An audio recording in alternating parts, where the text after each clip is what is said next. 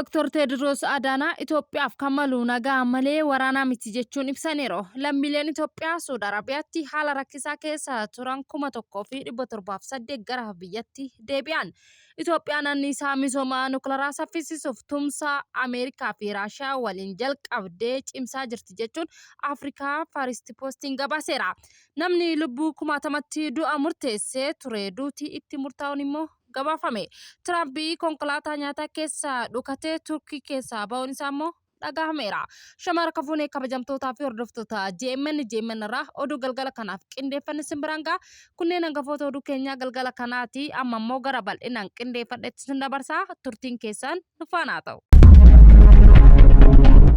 Dr. Tedros Adana Itoophiyaanotaaf kamalu nagaa malee waraana miti jedhan Daayirektarrii olaanaa dhaabbata fayyaa addunyaa Dr. Tedros Adana lammiilee Itoophiyaaf waraana otoo hin taane nagaatu malaaf jedhaniiru.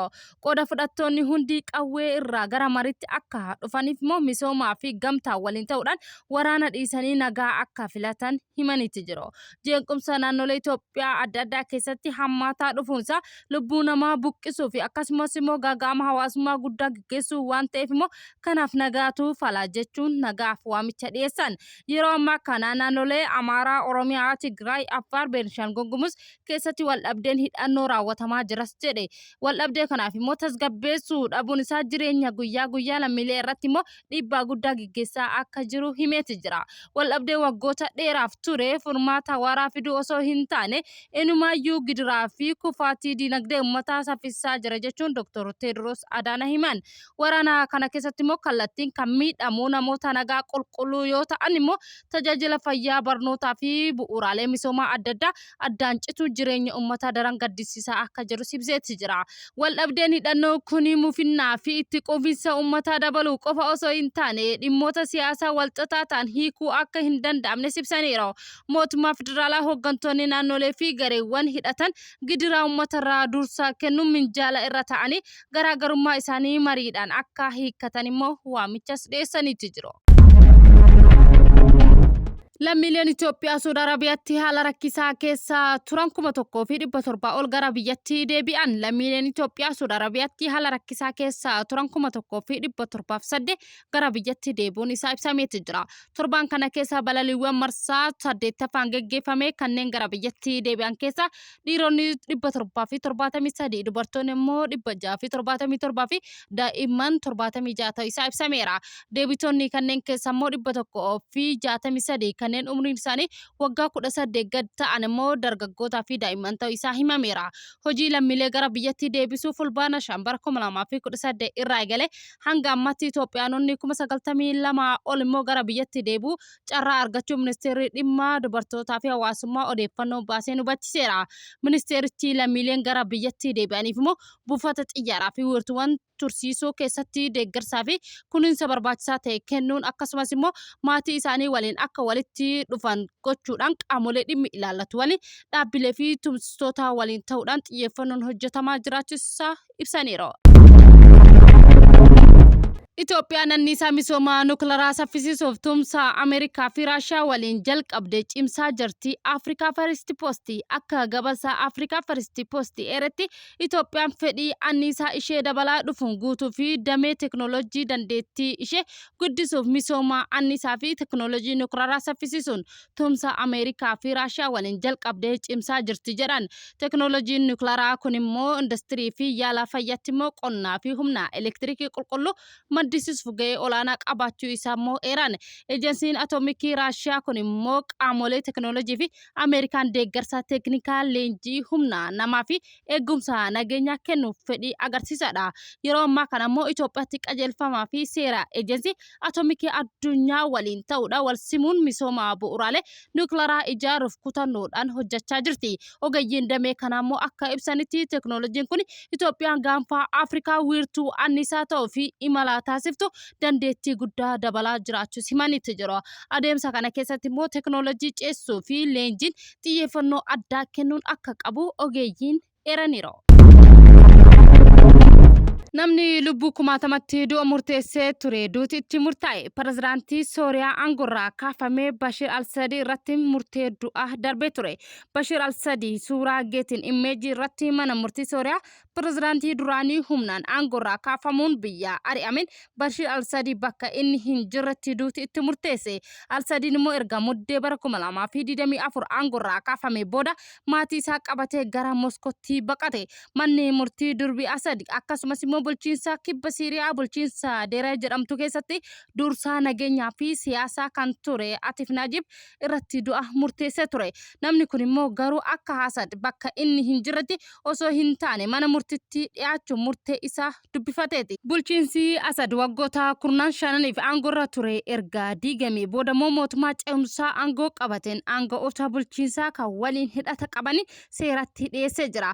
Isaan keessaa Najib adda durummaan dhiyaata. Mootummaan Siiriyaa amma Asadi Moskoo keessaa qabee dhiyeessuu isatti ammatti wanti ifa ta'ee hin jiru. Bakki inni hin jirretti immoo murteen wayita Asad irratti darbu kun immoo kan jalqabaa miti. Muddee darbes immoo keessa manni murtii Siiriyaa ajaja hidhaa irratti immoo dabarsee ture. Asad wayita humna waraanaa Ahmad al-Shaaraan durfamu duula guyyaa 11 booda mootummaa isaa kuffisuun aangoo qabatu isaa gara Raashiyaatti baqate. Al-Shaaraan amma pirezidaantii Siiriyaati. BBCtu gabaase. Tirampii konkolaataa nyaataa keessatti dhukatee Turkii keessaa ba'uun isaa dhagahameera. Pirezidaantiin Ameerikaa Doonaald Tirampii yaaddoo haleellaa fi ajjeechaa Iraan isarratti raawwatamuu danda'uun jedhameen walgahii naatoo yeroo darbe Turkii keessatti gaggeeffamee ture irraa yommuu ba'an turetti tarkaanfii nageenya icciitii ta'e fudhachuun isaanii gabaasni haaraa ifa baasee jira. Gabaasa The Washington Postiin baaseen immoo irratti hundaa'uudhaan Reuters fi Associated Press Tirampii magaalaa Ankaaraa irraa yeroo bahutti dhokachuun xiyyaara Air Force on duraanii isaanii waliin imaluuf immoo kan jiru yoo ta'u fakkeessuun gara xiyyaara waraana xiqqaa isaanii C-32 eetti immoo jedhamu achirraa bahuun isaanii ifoomeetti jira. Tarkaanfiin kun icciitii kanaan Tirampii erga xiyyaara duraanii irratti kaameraa fi gaazexeessotaaf duratti mul'ate booda immoo konkolaataa meeshaalee nyaataa buufata xiyyaaraa geessu keessa dhokate gara xiyyaaraa biratti dabarfamuu isaa immoo gabaafameera. Pirezidaantiin konkolaataa dirree xiyyaaratti nyaata deddeebiftuuf keessatti dhukachuu isaanii xiyyaarri pirezidaantii Ameerikaa ittiin imalaa turan Air Force keessaa gara xiyyaara C-32 eetti immoo dabarfamuu Turkii irraa gara buufata waraana Ameerikaatti imaluu isaanii immoo gabaafameeti jira. Xiyyaarri Air Force kun immoo duraan kan pirezidaantota Ameerikaa ittiin imalan ammoo Tirampii akka waan keessa jiran fakkeessuun hojii gowwoomsaa nageenyaaf jecha hojjechuu isaanii immoo himameera. Gabaasni kun yeroo Ameerikaa fi Iraan gidduutti walitti bu'iinsi waraana dorsamuu dabalaa dhufee akka jiru himama.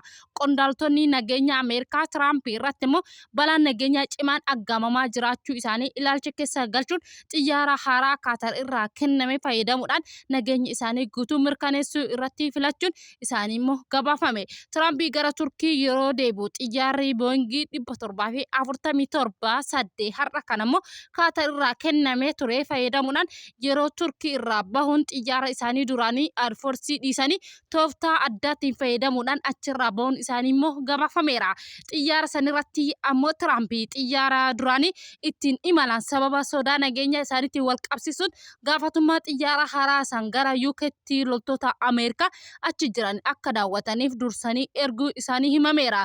Dabalataan yeroo Tirampii Turkii irraa ka'ee tiraanspoortii xiyyaara Air Force on yeroo muraasaaf cufamee ture kan yommuu ta'u immoo tarkaanfii akkanaa yeroo pirezidaantiin gara naannoo balaa olaanaa qabutti imalu nageenya isaanii fudhatamuu fi tarkaanfiiwwan eegdota nageenya itti fayyadaman keessaa tokko ta'uu isaa immoo gabaafameera. Masaraan Oval jedhamu icciitii lubbuu pirezidaantii Ameerikaa eeguuf jechuu fudhatame kun immoo mirkaneessuu irraa of qusatee kan ture yommuu ta'u qondaalli qunnamtii mootummaa akka jedhetti immoo nageenyi pirezidaantii eegumsa mootummaa Ameerikaa meeshaalee fi mala nageenya barbaachisu hunda fayyadamuudhaan dirqamas jedhan.